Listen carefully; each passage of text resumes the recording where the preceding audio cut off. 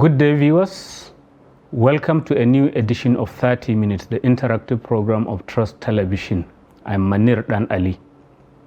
My guest today is Engineer Aliyu Aziz. I'm not sure I called it in the right order, but he's the Chief Executive of NIMC, that is the Nigerian Identity Management Commission, the body that has been saddled with giving us identification numbers and which has been trying to get to do that. Engineer Aziz, welcome to the program. Thank you very much, Manir. Can we begin from probably where are we at the moment? I know that periodically in the past you used to give the numbers of people you captured in your system. Yeah. Where are we at today? Is there a big improvement, or are we stuck somewhere because of some challenges? Well, thank you very much. As if I give you a brief background, by the time that I took over it in 2015, we had 7 million records only in the kitties. So just 7 million number of Nigerians with ID. With national identification number. So we refocus to ensure that we give digital identity, and by the first year, that is 2016, we were able to double that number to 14 million, and by 2017 we doubled the 14 also to 28, and we were moving like that until we reached about 39 million. Then we were transferred from the presidency to the Ministry of Communications and Digital Economy under the able leadership of Pantami. And from that time, then we also quadruple. And from now 39, are you now 39, talking of we are talking of 109? No, 90. We are talking of 95, about more than 95 million records in the kitties. And this the accelerated growth have to do with the digital economy and also the SIM-NIN linkages. So, but the focus is to capture everybody, and we still have the World Bank project that we are about to commence doing that, and the objective of that project is to capture additional 150 million Nigerians into the database. So we have grown, but we have not yet concluded the job. I recall at the initial stage, it was people as Nigerians who are above the age of 16. Is it now universal, even newly born babies can get the identification number? Well, since the act or NIMC Act was set up, that it is for everybody. So it's from the age of 0 age, from birth to death. So we enroll everybody because the identity is for everybody. When you talk of 18 and above, then that is when we are talking of elections, right, for voting or driver's license. But you know, everybody also travels. So when you get the passport too, is for everyone. So similarly, everyone is being enrolled, but majority of the more than 88% that we have enrolled are adults. So, but we are enrolling even children at the age of 0. We enroll them and give them their national identification number. But there is a requirement that when they turn 16, then they need to come and recapture their biometrics so that we can renew their biometrics. Okay, is it possible that somebody's fingerprint can change with age? It will change. Just like the face of the person changes, the same thing that biometrics also change.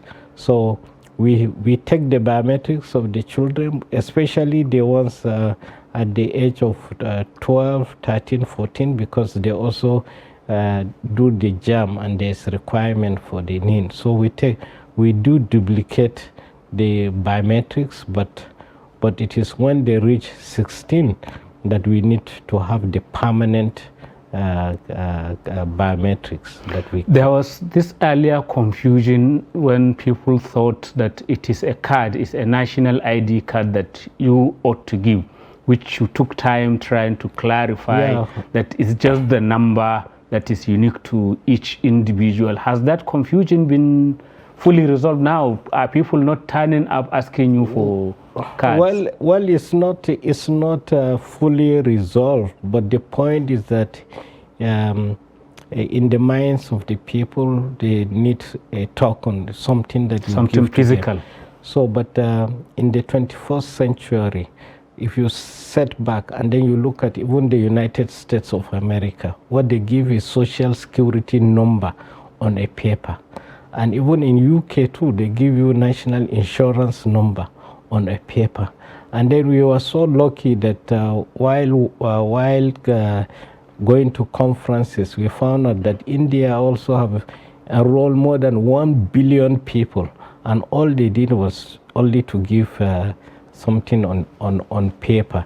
Therefore, we also decided that we should concentrate on the paper, and what we give is something like this. Like this is my name slip, which has my picture.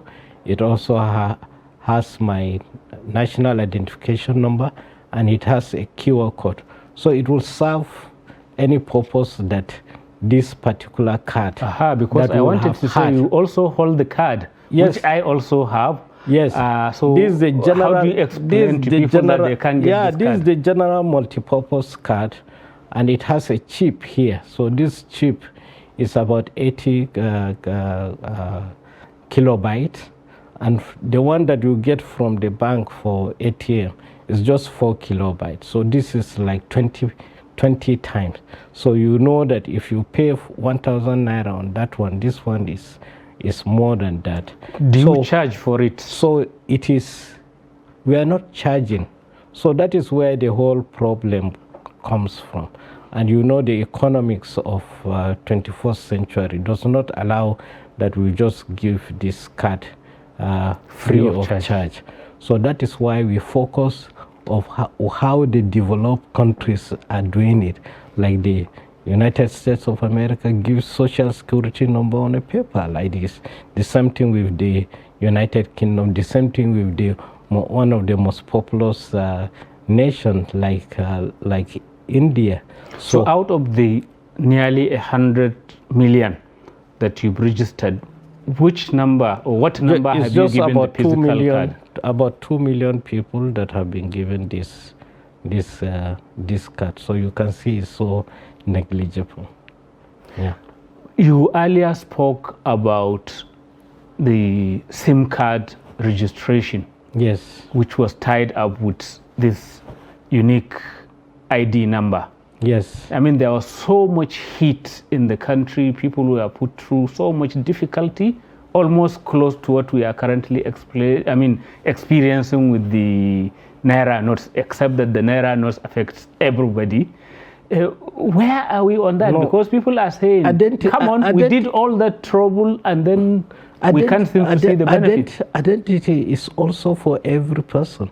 So the same thing that, as you said, cash or power or energy that everybody requires, all of them requires the same thing. And what we really achieved is that we had less than 2,000 systems that were capturing people before. So in the new SIM linkage, then we were able to also get front-end partners that contributed their own system. Right now, as we speak, we have more than 30,000 enrollment system. So whatever you do, there is need for access, there is need for availability. So when it is available, then you can easily capture people. Right now, because of the availability of this number of systems that we have, both nationwide and also in the diaspora. So that is why you don't hear the complaints. Now, whoever need to do something, the person just go to the MNOs and he carries out the transaction. Sometimes they may get an issue, like somebody called me today that they said his picture is not correct, and when we checked, that it is his picture that is corresponding to his NIN, and is also the tokenized NIN, and we sent back the information, and they said okay, they have fixed it. It's from their own end. So there will always be problems, but is to make it available. If there is availability, then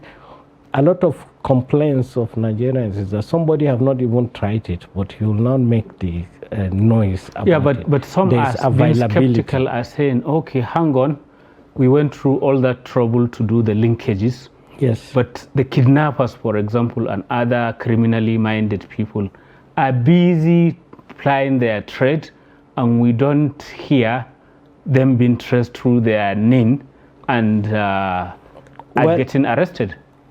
Well, that is also just people talking. You know, we provide the system, and the way that the security people work behind the scene, they don't come out to tell you how they do their work. But have they been? No. Have they been privately commending you and saying, engineer, your database has been great for our work? Well, at least in one of the forums that we have for Bureau of Public Service Reform, which the security agencies were there, and they mentioned so. But I just want you to understand, and also our viewers, that security is a moving target, and that information can be used in different ways. And like right now that I'm with you in this studio, my phone is in this studio, and your phone too is in this studio. So there is a way that they can be checked, the relationship between my phone and your own phone. So if that means that if a kidnapper can use the victim's phone, then it means that the kidnapper's phone too can be traced where the other phone is being utilized. You know why Nigerians are skeptical is because they see the kidnapping and all the other vices seem just to be flourishing, and it doesn't seem to appear that the linkages question all other things, but I want to assure you that it has nothing to do with this. The security agencies are using their own system. They will never come out and tell you how they use their own system.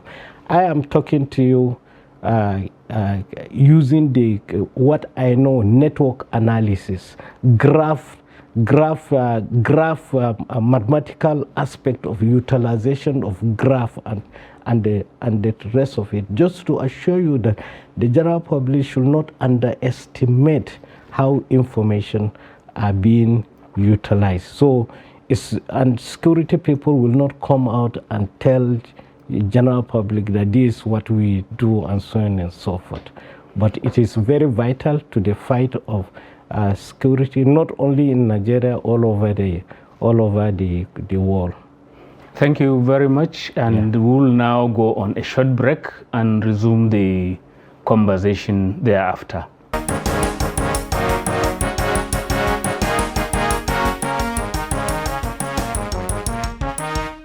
Welcome back. It is 30 minutes, the interactive program of Trust Television. Engineer, if I come back to you, thank you. We are having this interesting conversation about how your work impacts on our security, whether the security people are using all those linked NIN numbers with the SIM cards and like fighting the criminals, and you are assuring us that that indeed is happening. But how exactly easy is it currently for people, for the nearly 100 million Nigerians, or a little over 100 million Nigerians who do not have this NIN to get it? Yeah, so thank you very much. As I said, first of all, is availability access, and we have more than 30,000 equipment nationwide available for people to get connected. Where are they? Where are these 30,000 equipment? Well, they are in all the nooks and crannies of Nigeria. I have one map that will show you the locations. So Of course, you will see majority of them are in the town centers, but there are available in all the nooks and crannies. First of all, NIMSI itself has offices in all the local government. 774, 774, including those ones still having problem with security. Yes, we have.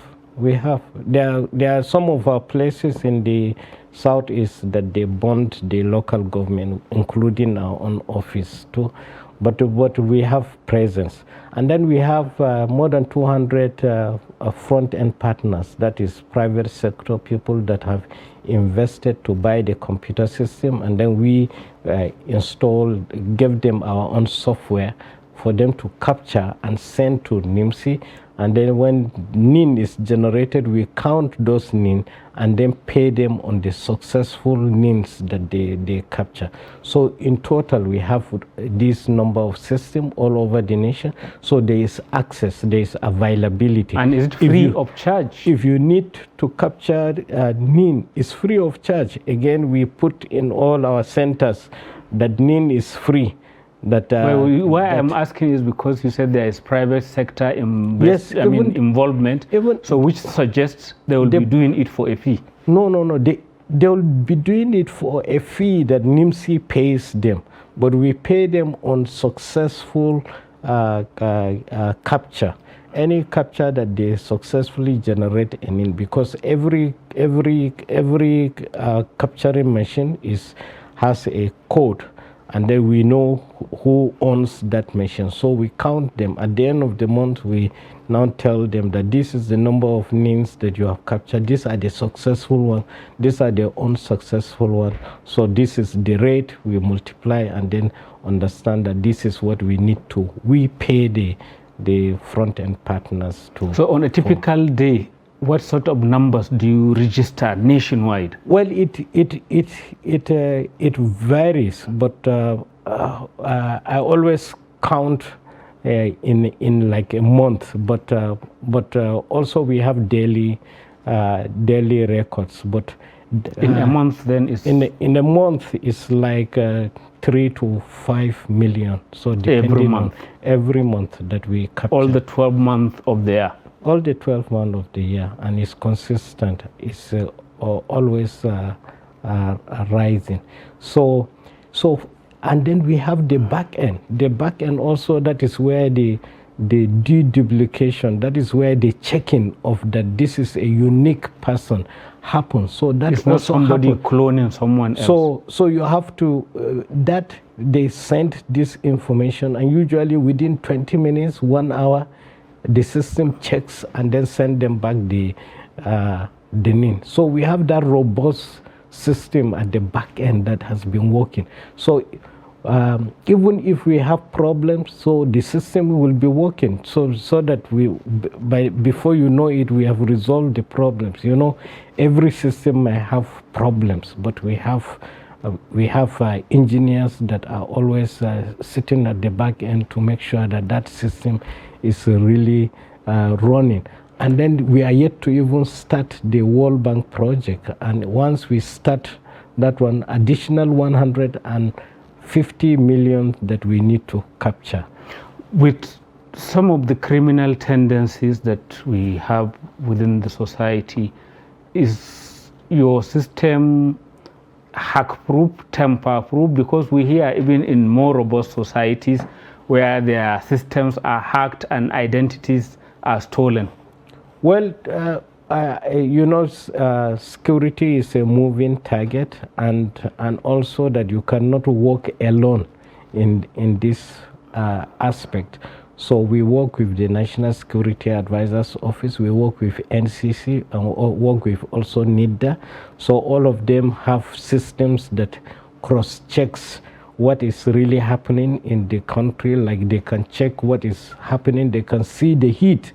And also, as you rightly say, that identity is one of the most important resource now. In fact, even more than cash, and all the targets has been on it. But it is a work in progress, and because we work with all these experts, thank God for now we are we are ahead of those people. You mean you haven't had incidents where people, I mean, your systems are hacked and maybe you quickly recover, or where actually there was an actual even the time that it was there in the media that something like that happened, when we checked, it was not Nigeria records at all. It's something from maybe South America and not Nigeria's record. So so far we have not had those things, but we are ISO certified. We are following what we are supposed to follow. There are people working on it day and night. We also collaborate, like I said, with the Office of National Security Advisor and also NCC and NIDA. Therefore, there is a team that is working. Even if there is something that they have had that might likely to touch our system, they will tell us immediately, and then we will do certain things that we need to do. So it is a moving thing. It is every day. You cannot say that somebody cannot try to hit your system. Those trials are happening, but we are living in a very in 21st century, and thank God that our minister too is an expert in cybersecurity. So he has been giving us those shields that we require. Yes, why is it that still Nigerians get asked to register again? I mean, you register BVN in the bank after you have NIN, then when you go to get a passport, why is it that we haven't achieved that seamless single identity system? Yes, because that is the way that Nigeria grew. Yeah. You see, unlike Nigeria, all the other small countries like surrounding us, like Cameroon and whatever, they don't joke with identity. So once that you are growing up, you must have identity, and even when you move from one inch to another one, you have to present your identity. But you know, me and you in Nigeria, that you can travel from one corner to another one. Nobody even asks you for your own identity. So that is the freedom that we had, but at the expense. Then we had different databases that grew. The banks have grown their BVN. INEC have grown its own PVC. Immigration have grown its passport database. The same Population Commission. Population Commission. So all these databases are not talking to each other. When will they start conversing? Yes, so when NIMC was set up, it's only NIMC that has in its own law that it says that harmonize and integrate all the disparate databases. Therefore, when we stepped back and then we found out that, okay, all these databases are functional. The one for BVN is for the financial sector, to have to do with payment, cash, and the rest of them. The one for immigration is for traveling. When you are traveling out with your own passport, you need something else to now link all of them. That is when we came up with the NIN, which is the foundational identity. Therefore, before you get any of these other functions, you need to have your own NIN. So, and that is what the NIMC law says. And so far, we have been integrating with all these agencies, but we have not finished. The highest one we did is with the BVN, and we have also been integrated with immigration. As you know, if someone wants to either get a new passport or renew your passport, then your information in that passport and information in the NIN database have to collaborate. The same thing with your SIM that we have been doing. So it is a work in progress, but there is that understanding that when NIMC came up before, that they thought that it will take over their jobs, but we were able to differentiate that this is foundational. It has to do with basic information about the citizen, but you need this NIN to link these functional databases. And are the other offices, whether population, whether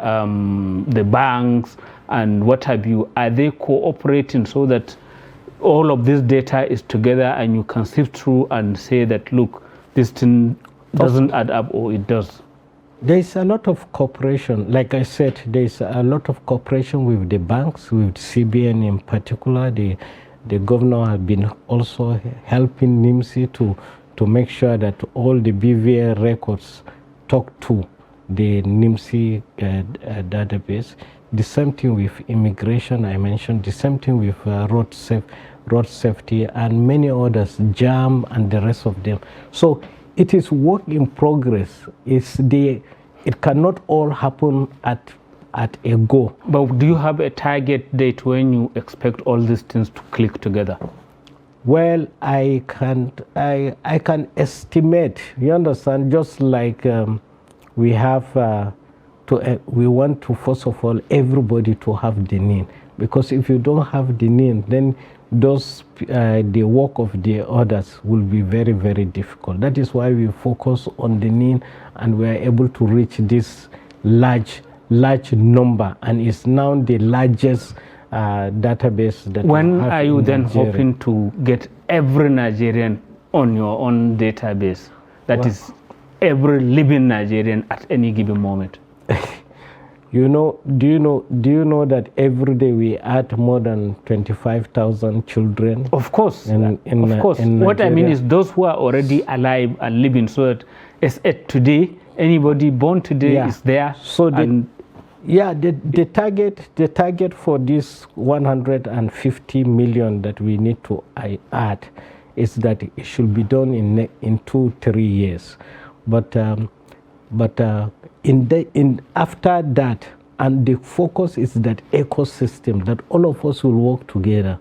Without us all working together, then we won't be able to have a particular date. But once everybody has a NIN, it's automatic that there's no any other service that you do without the NIN. But there is still the concern of the government becoming big brother, watching everybody.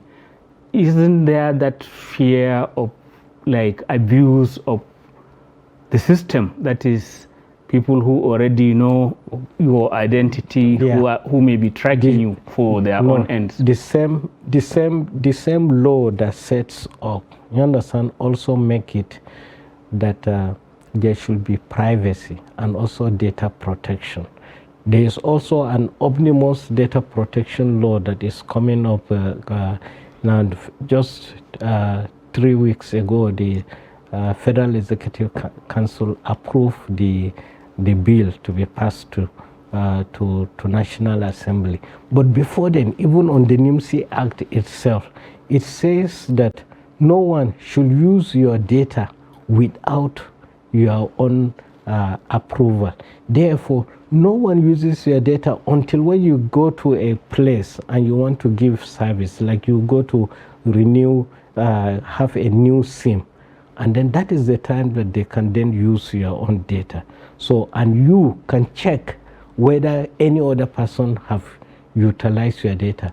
And that is how we came up with tokenization also, that for you to give consent, you are the one to now give. So we have given you even the NIN that you have, you can tokenize it. That is, you can hide it with encryption, with modern way of encryption, and give something that can expire within 3 days. Therefore, you have that privacy that you should be proud of.